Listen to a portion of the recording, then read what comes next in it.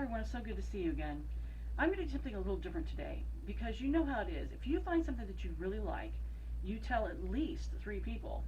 So I'm going to tell at least three of you, hopefully more, but it is a book that a friend of mine, Buddy Dow, sent to me, and it is by Robert Pemberton. It is called Provision, and it's actually part of an autobiography. Now, when I say by part, it's not his whole life. It's during a certain time in his life where he sought God and God provided. And the way that God provided was so unexpected. And a lot of times we get this idea in our head that God's going to provide a certain way. We've got it all mapped out. Now, God, if you do A to B to C to D, it's all taken care of. But God generally doesn't work that way. And I don't say that to be mean. It's just that if he did that, then we would be God and he would just be like a genie in a bottle. And God doesn't work that way. As a matter of fact, God does things completely out of the box. And many times in ways that we are totally unprepared to receive. Now, why are we unprepared? Well, because, again, we've got an idea in our head, this is how it's going to work. But God says, no, my ways are higher than your ways. My thoughts are higher than your thoughts. But it doesn't mean that we can't learn about them. It doesn't mean that we can't pursue them. And in this book, in Provision, it talks about a time in his life that it was very, very difficult.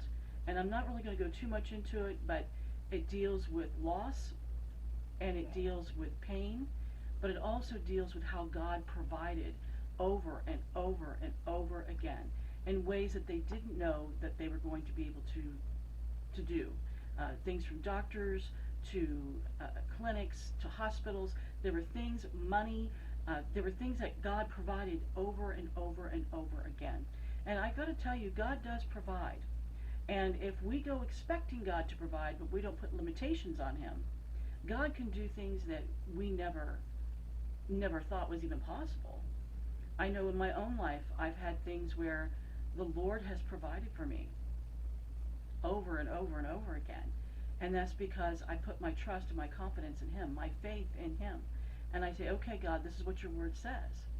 And sometimes, too, we get very tunnel-minded when we read the word. We get very tunnel-minded and go, well, this is it. And God goes, no, there's more to it than that. I'm bigger than that.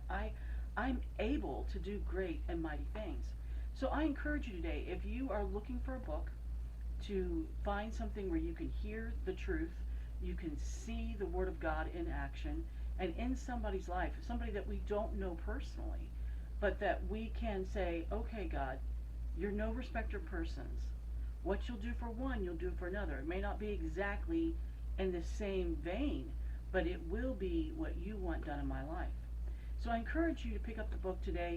You can get it, I believe, on Amazon and some other places. Check it out again. It's called Provision by Robert Pemberton. And I know that you will be blessed. Make sure that if you can, buy extra copies and hand them to friends who are going through things right now, because I can tell you for a fact that if we encourage each other in the Lord is able to do great and mighty things through us because he loves us. Thank you for joining us. We'll see you soon.